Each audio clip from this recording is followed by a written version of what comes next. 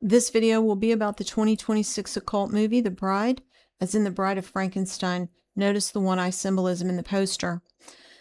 Some occult movies are made primarily as witchcraft propaganda to indoctrinate the masses. Others, it seems, are specifically made by the witchcraft club to entertain each other, which seems to be the case with this art house film, The Bride. Another example would be the vampire movie Only Lovers Left Alive. Regarding The Bride, there are a few reasons that I say that it was made by the witchcraft club to entertain each other, which I will review in this video. First, the original Bride of Frankenstein movie was released in 1935 and is rooted in a subplot of the original Mary Shelley novel, Frankenstein, or The Modern Prometheus, published in 1818. Mary Shelley was definitely in the club, and her novel Frankenstein is a foundational club piece of Gothic literature which shifted supernatural horror into a scientific framework, introduced moral ambiguity, promoted feminism, and profoundly influenced later horror and sci-fi genres. They also reference many other literary works of their club people in this movie, The Bride. Another reason is that, the main reason is that it incorporates the idea of demonic possession and a splitting of personality, or DID, with the spirit of Mary Shelley possessing a woman in 1930s Chicago in this movie. I'll play the narration of the demon Mary Shelley that opens this movie.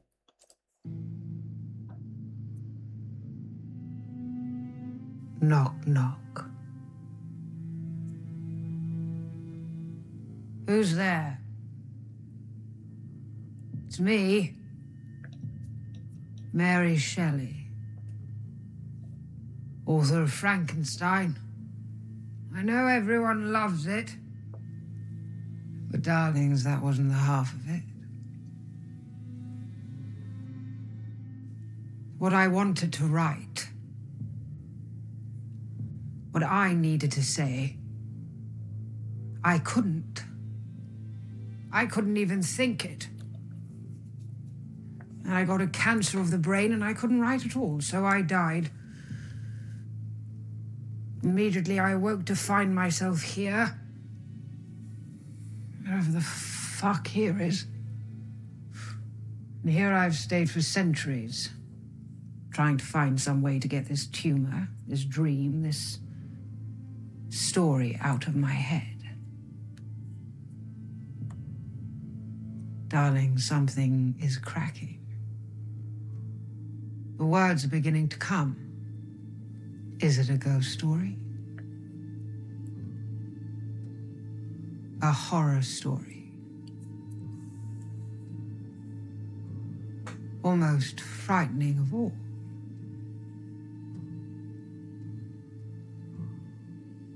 A love story.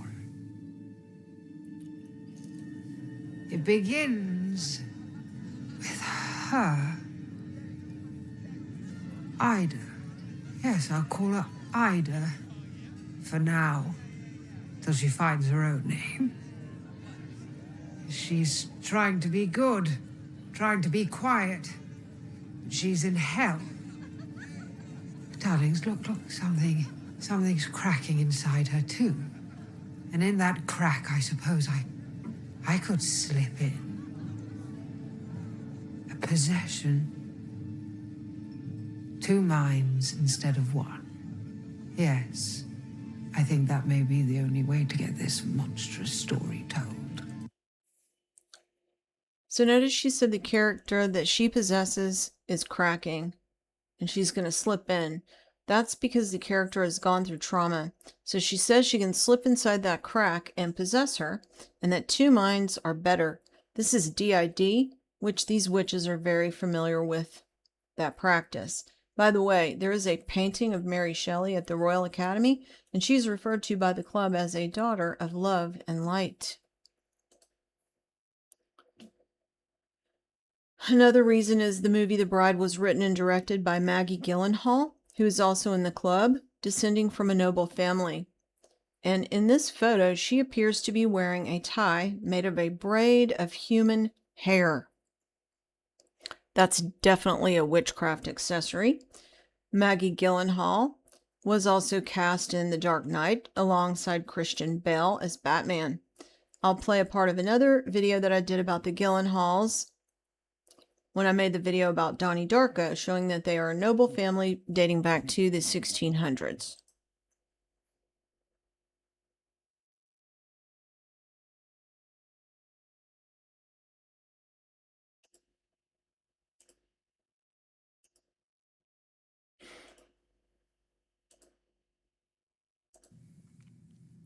So, the official story is that the screenplay of this movie was written by Richard Kelly, a young intern who fetched coffee in Hollywood, who said that that movie was about teenage angst. But that is not true. I believe the screenplay was written by the parents of Jake and Maggie Gyllenhaal, or those in their circle, because the parents of Maggie and Jake Gyllenhaal, who were both starring in the movie, are screenplay writers and poets. So the screenplay, acting, soundtrack, and cinematography in this movie are all incredible. And Jake and Maggie in real life are the children of Stephen Gyllenhaal, born October of 1949. And Stephen Gyllenhaal is an American film director and poet. He's the son of Hugh Anders Gyllenhaal, who's a member of the Gyllenhaal noble family and a descendant of the cavalry officer Niles Gunnison Hall, who was ennobled in 1652 when Queen Christina of the Sweden ennobled him. And here is the family crest. Their mother was also a screenplay writer of Jewish descent. All right. Another reason is this movie was not really advertised to the masses. In fact, I hadn't even heard of it before, and it grossed way less than it cost to produce. So Frankenstein, the modern Prometheus, they tell the same story over and over. Out of all the literary creations in human history, I don't think any has been more thoroughly run into the ground than Mary Shelley's Frankenstein. At the time of making this video, old Victor and his monster have been adapted for the big and small screen no fewer than 991 times, in more than 400 feature films, 200 shorts, almost 80 different series, and nearly 300 episodes of TV. So they tell the same story over and over, especially when it's based on Gothic literature, especially when written by British elite literary people. The occult filmmaker Guillermo del Toro also produced a Frankenstein movie recently. So Frankenstein the novel was subtitled The Modern Prometheus and originally published in Blackwood's magazine. In 2019, BBC News included Frankenstein in its list of the 100 most influential novels. In 2021, it was selected by the Royal Mail to be featured on a series of UK postage stamps. So Prometheus is a figure in Greek mythology, a titan known for tricking Zeus and giving different gifts and skills to humanity. The main character of the story, Frankenstein, is Dr. Victor Frankenstein, an elite alchemist from Geneva, Switzerland, who also lived in Genoa, Italy. He becomes obsessed with conquering death after his mother dies, so he creates the transhuman, undead, immortal monster out of various body parts from dead people. The German name Frankenstein means stone of the Franks, so Dr. Victor Frankenstein is Frankish. As in the Merovingian vampires, who I cover all the time on this channel, Frankenstein's monster and vampires go hand in hand because they share literary origins. Both the Frankenstein monster and the vampire characters are products of the famous supposed gathering of the authors in 1816 at Lord Byron's villa in Geneva. The official story is that Lord Byron proposed that each person write a ghost story since they were stuck in the house due to a summer of continuous rain. And it's here where they say Mary Shelley's nightmare inspired the story of Frankenstein. But that narrative reminds me too much of the infamous line from another one of the elite literary people, Edward Bulwer Lytton, "It was a dark and stormy night." So among these writers were Mary Shelley, Percy Shelley, a married man at the time she was having an affair with, who eventually became her husband, Lord Byron, who was Fellowship of the Royal Society. This is Lord Byron, and John Polidori, Lord Byron's personal physician. There's speculation that the monster is a creation of Percy Shelley and Thomas Paine. Yes, that Thomas Paine was from England and migrated to the U.S., so he fits the pattern of aristocrats that founded and governed the U.S. This is Percy Shelley. John Polidori's story that originated with that gathering, they claim, is The Vampire, published in 1819, which had a direct influence on Bram Stoker's Dracula. The Vampire was first credited to Lord Byron, then later John Polidori. Polidori's long Byron-influenced theological poem, The Fall of the Angels, was published anonymously in 1821. Polidori is likely the inspiration for Dr. Victor Frankenstein's character, since he was a physician in real life. His father, Gaetano Fidel Polidori, was a writer and scholar who had Greek ancestry but lived in Italy, then moved to England. He translated John Milton's Paradise Lost and Horace Walpole's The Castle of Otranto, which I've covered in other videos. Paradise Lost is featured in the Frankenstein story as a book that the monster learns to read.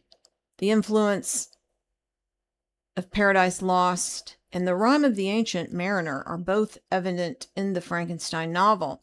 And The Rime of the Ancient Mariner is a poem written in the 1700s by British author Samuel Taylor Coleridge, educated at Cambridge, a hand-hider, and it is also about demonic possession.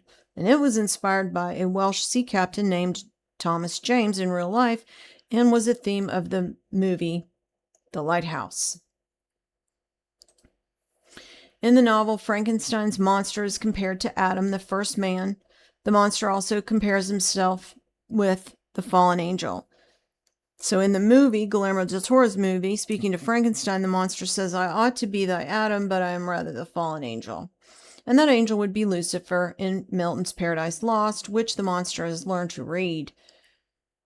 And so here they have him looking crucified. So Lord Byron attended Trinity College at the University of Cambridge. Percy Shelley attended Oxford, but was expelled because he wrote a pamphlet titled The Necessity of Atheism. John Polidori attended the University of Edinburgh.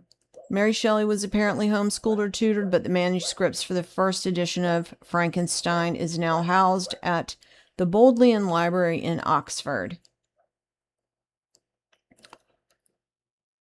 I'm going to play another part of a video that I did about that history of these people.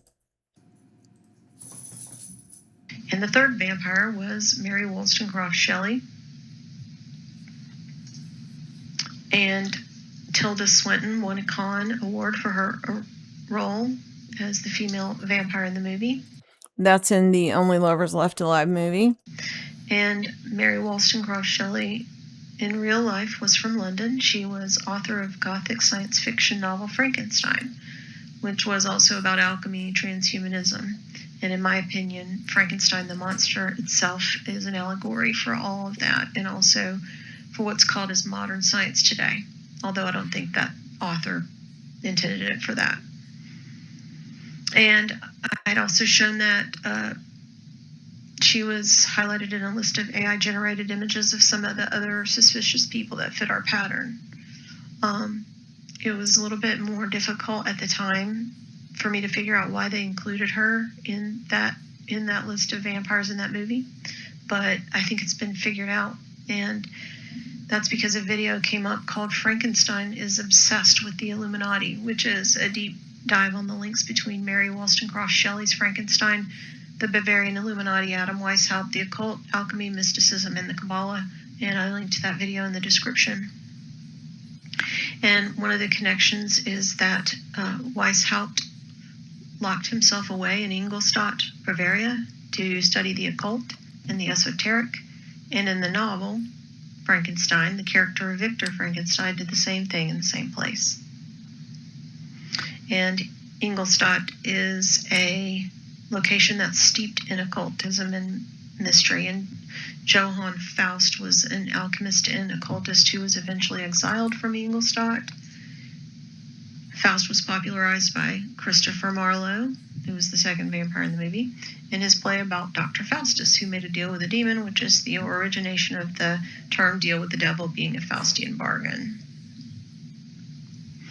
Many say that the novel was also likely based on a character of Johann Conrad Dippel, who lived in the actual Frankenstein castle in Germany, and he was an alchemist, occultist, snake oil salesman, and grave robber. Mary Wollstonecraft was the daughter of, Mary Wollstonecraft Shelley was the daughter of Mary Wollstonecraft, who was reportedly a member of the Illuminati, a feminist, and who died giving birth to her daughter, also Mary. And Mary Wollstonecraft Shelley's father was William Godwin, who was a eugenicist, atheist, and a political activist. Mary Wollstonecraft Shelley was married to Percy Shelley, who was an Enlightenment era poet and son of Sir Timothy Shelley. And their son, who was also named Percy Shelley, was also a knight. Mary and Percy were closely affiliated and collaborated with Lord Byron, a member of the Royal Society, who was also an English poet, author of A Fragment, which was expounded on in another novel titled The Vampire, and eventually became Bram Stoker's Dracula. Lord Byron was known for his promiscuous lifestyle with other royalty, including men and women and relatives. So all of these characters that would have been closely associated with Mary Wollstonecraft Shelley were surrounded by the occult, Freemasons, Illuminati philosophies, some being Illuminati and Freemasons themselves. Thanks. Okay. So the monsters in these stories are actually turn out to be the heroes, the protagonists, sympathy for the devil. So now I'm going to play a trailer for the 2026 movie, The Bride.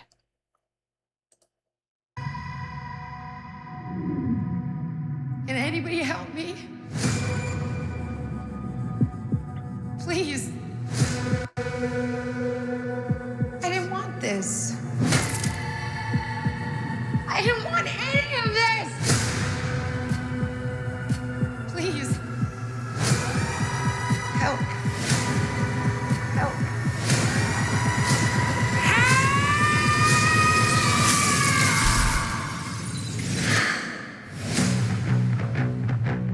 What happened? You had an accident. An accident, huh? We dug you up. Then we brought you back to life. Get on stage, and I call her by her first name. What do you want with a dead girl? I'm the same. Born from the dead. I am a monster. Yeah, so am I.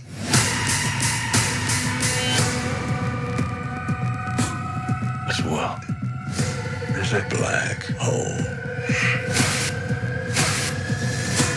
The corrupt are going to see life is here and it's coming to you from the monsters. Yes.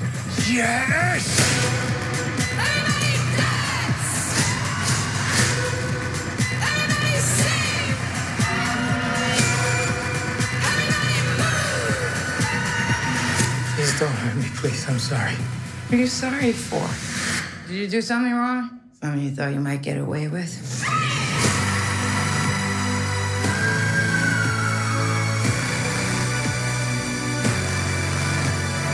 Stop right there! Screaming my name. The dead have got something to say. And I'm saying it.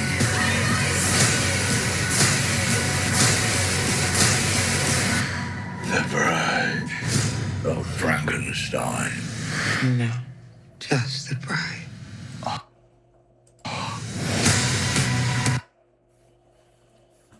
Okay, so now the cast.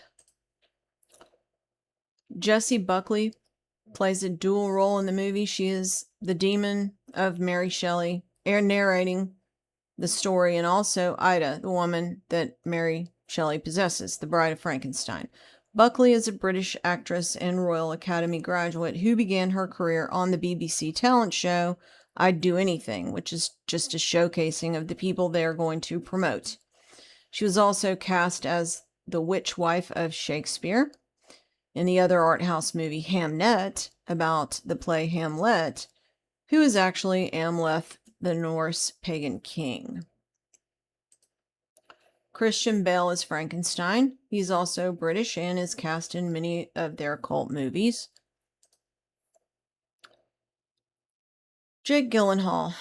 Exposing Jake Gyllenhaal makes me sad. In real life, Jake's neck tattoo is the Star of Ishtar. Jake Gyllenhaal, Donnie Darko, is brother of Maggie Gyllenhaal in real life. Maggie starred alongside Jake and Donnie Darko. After watching The Bride, I am sure that the screenplay of Donnie Darko was written by the parents of Jake and Maggie Gyllenhaal, because the two movies share themes. The official story about Donnie Darko being written by an intern is not true. I'll talk about why I'm sure that is the case later, aside from their children being cast as the main characters in that movie.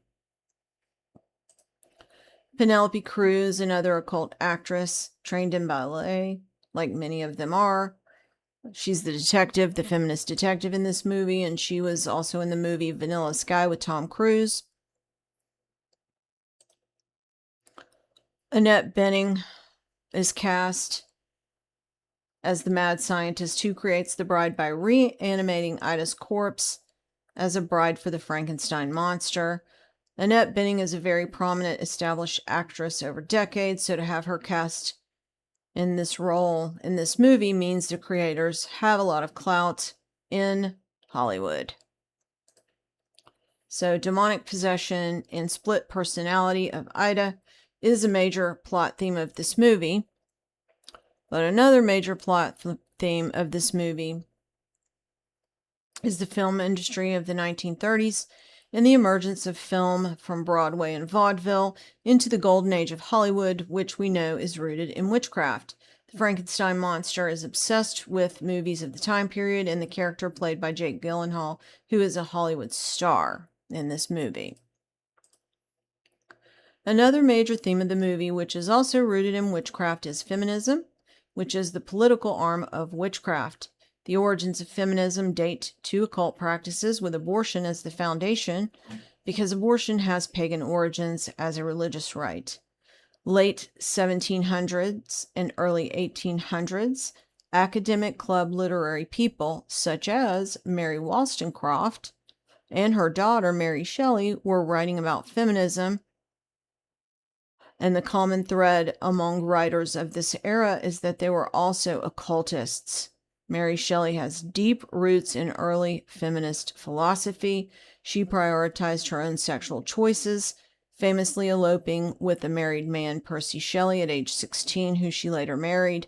Her mother, Mary Wollstonecraft, definitely a witch name, wrote a book called A Vindication of the Rights of Women in 1792.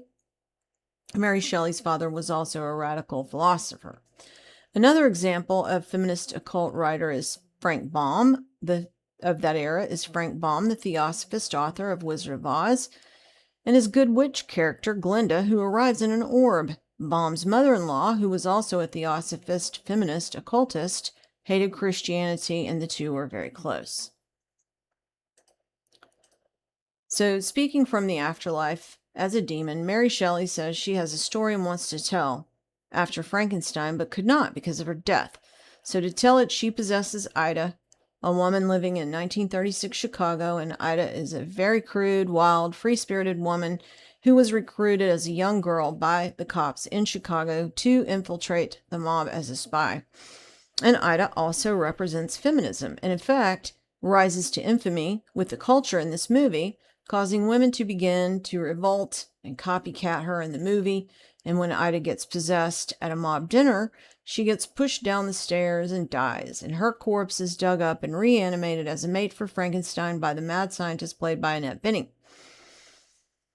One of the movie tropes repeated in the movie by Ida is, "I prefer not to." And "I prefer not to" is an infamous line from Bartleby, the Scrivener, written by another of their cult favorite club authors, Herman Melville, author of Moby Dick.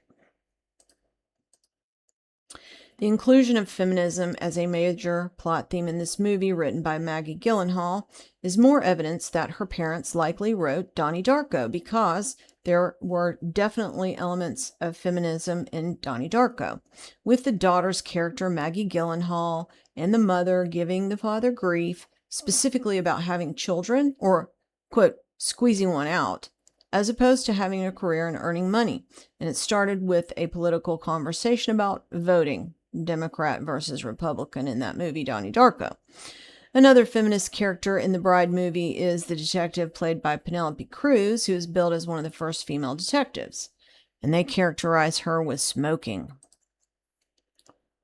So when Ida is in a trance, the demon of Mary Shelley allows her to reveal all the secrets and criminal activities of the mob and other Hollywood people at a party where she and Frankenstein attend as monsters, because that's how so-called psychics get their information about people, from demons. Mary Shelley possesses all the partygoers, and they do a disgustingly crude dance scene, which I'll play part of that now.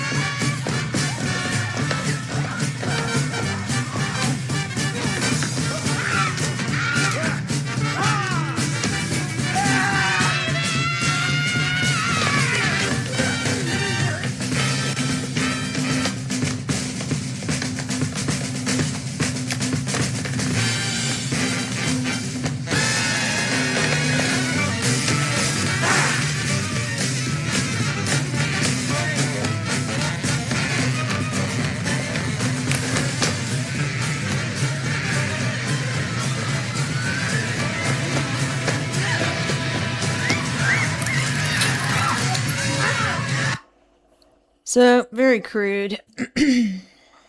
Notice the checkerboard floor. More evidence that Donnie Darko was written by the Gyllenhaals is another shared theme between the Donnie Darko movie and this movie, The Bride, is the curvature of space-time. The mad scientist doctor who creates the bride reanimated her own husband, which is why they enlist her. She inanimated him as an experiment with, quote, relativity, time dilation, and ripples of the curvature of space-time. And that was the same theme in Donnie Darko. The mad scientist also says something very telling. This is Annette Benning. Regarding how the occult thinks with regards to demonic possession and bringing back the spirits. She says, "We wanted to destroy what the scientists call a well-behaved geometry, a point at which all known laws cease to be valid. We wanted to see a disobedient geometry. We wanted to see what it would look like." So then Ida asks her, "What does it look like?" And the doctor replies, "You." So these are all things that they play around with. The Invisible College, which was the precursor to the Royal Society, said they were the last of the sorcerers and the first of the scientists. Thanks for listening.